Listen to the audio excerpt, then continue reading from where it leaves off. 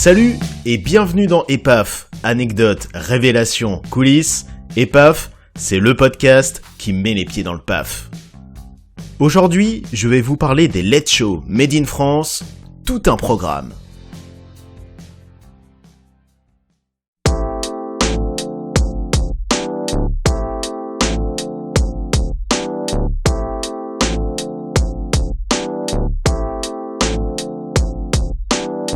Le 18 avril dernier, en pleine crise du coronavirus, Lady Gaga et l'association Global Citizen organisaient un grand show caritatif mondial en soutien aux soignants, où de nombreux artistes se sont produits depuis chez eux.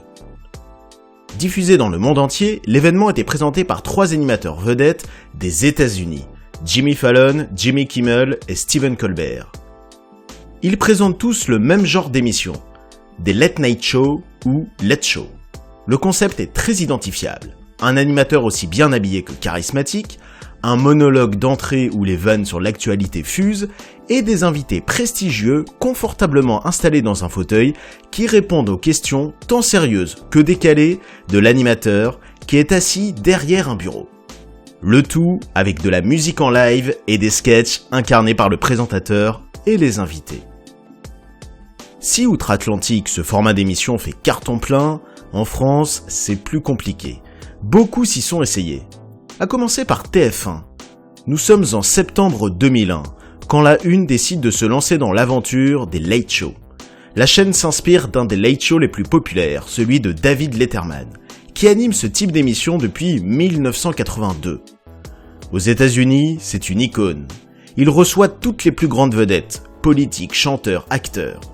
Pour incarner son Late Show, TF1 fait appel à un animateur dont certes le charisme et le talent ne sont plus à démontrer, mais dont l'humour et le sens de la répartie ne sont pas ce qui vient en premier quand on l'évoque. C'est Jean-Pierre Foucault. Programmée le lundi en deuxième partie de soirée, l'émission reprend pleinement les codes des Late Show. Installé dans son fauteuil derrière un bureau, avec une ville illuminée pour décor, Jean-Pierre Foucault reçoit les stars du showbiz.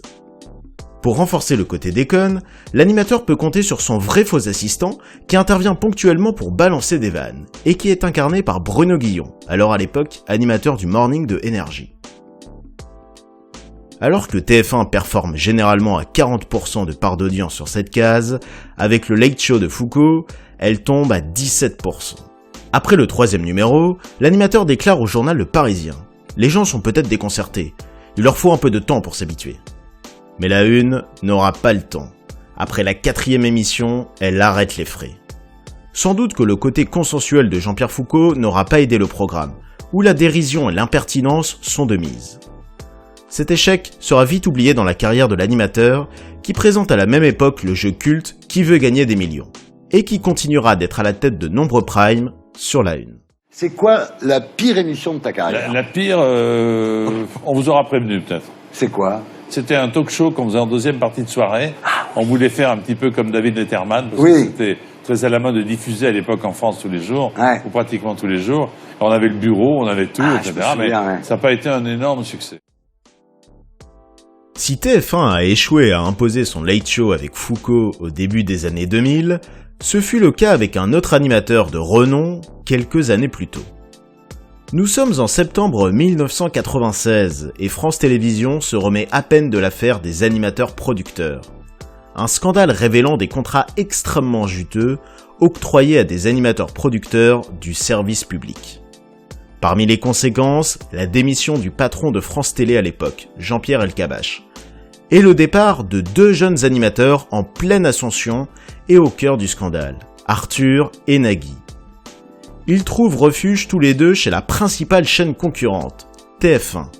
Si Arthur transpose son émission de France 2, Les Enfants de la télé, Nagui se veut plus innovant et débarque avec un programme façon Late Show. Tous les éléments sont là, l'invité dans le fauteuil, la musique en live, l'esprit léger. Il y a cependant un élément qui diffère et qui marque l'originalité du programme. Nagui reçoit depuis son lit, et habillé en pyjama en prime. C'est assez logiquement que l'émission s'appelle L'appel de la couette. L'ambiance est bon enfant, le public également habillé en pyjama est en liesse et peut remporter un voyage à tout moment. Les invités sont décontractés et la musique est bonne. Jean-Jacques Goldman, The Cure, les ZZ Top, de nombreuses stars jouent en live dans l'émission. la bonne humeur de l'appel de la couette ne sera pas assez communicative.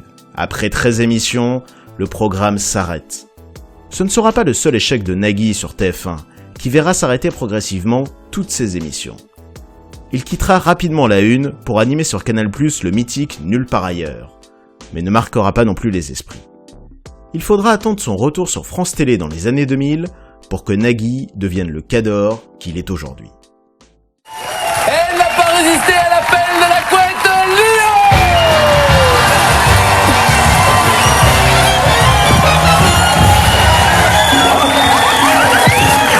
Encore! Comment vas-tu, Nagui? Mais très bien. Très bien, ma douce Lyon. À direct alors. Ah bah attends, c'est l'appel de la couette ou quoi? C'est l'appel de la couette, ouais, mais... Oh, qu'est-ce qu'on est bien là. Tout à l'heure... Il a choisi la meilleure place, hein.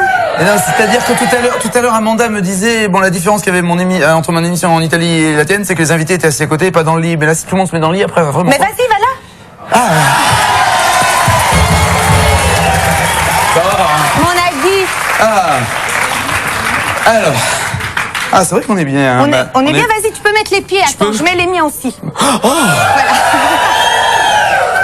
On peut y aller. Une chaleur torride. Ça y est, on est en télépathie de gros orteils là, c'est bon.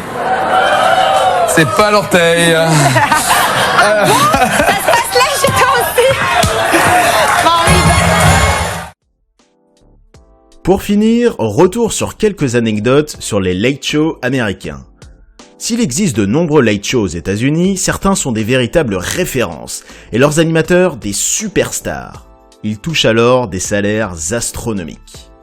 En tête du classement des plus gros salaires, on retrouve Jimmy Fallon et son Tonight Show, avec la coquette somme de 16 millions de dollars par an. Stephen Colbert dans The Late Show et Jimmy Kimmel dans Jimmy Kimmel Live ne sont pas loin derrière, avec environ 15 millions de dollars par an. James Corden, du Late Late Show, popularisé notamment par le fameux Carpool Karaoke, empoche 3 fois moins, avec près de 5 millions de dollars par an. Une somme qui reste pharaonique. Véritables institutions depuis les années 50 aux États-Unis, les Late Show reçoivent toutes les plus grandes stars planétaires, et tous les présidents américains.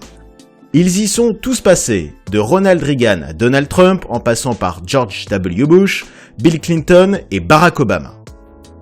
Et ils n'hésitent pas à faire le show, comme Obama qui vantera son bilan en slamant chez Jimmy Fallon, ou, toujours chez Fallon, Trump qui se laissera se faire complètement décoiffer par l'animateur hilar. Enfin, quand les Français sont invités dans les late shows américains, ça donne droit à des moments de télé toujours sympas. Comme chez Jimmy Fallon, Gad Elmaleh très à l'aise et assurant le show, ou Jean Dujardin qui se lancera dans une imitation désopilante d'un chameau. Ou encore Marion Cotillard donnant un cours de français hilarant à Stephen Colbert.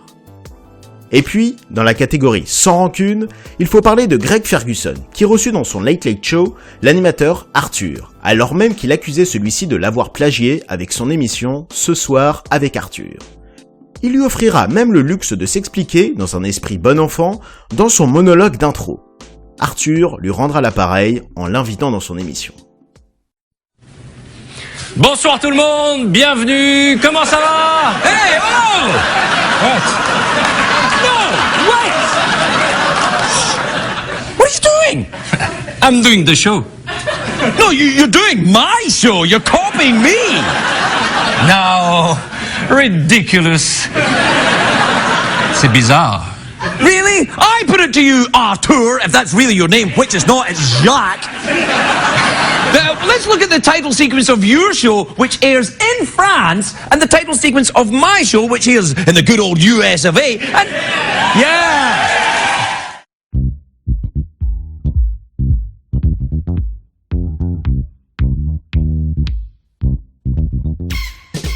Merci à tous d'avoir suivi ce podcast, et à bientôt pour remettre les pieds dans le paf.